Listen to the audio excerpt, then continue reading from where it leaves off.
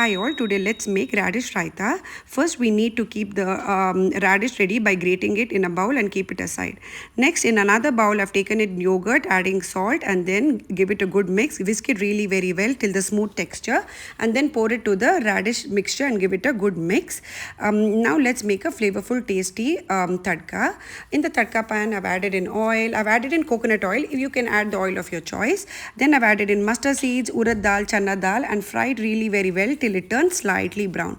Once the chana dal and urad dal has turned slightly brown, add in some dry red chilies, add in some cashews and then goes in some curry leaves and then pour this tadka into the radish mixture and give it a good mix. Then add in some chopped green chilies. If you like it extra spicy, add in, you can increase the chilies and give it a good mix.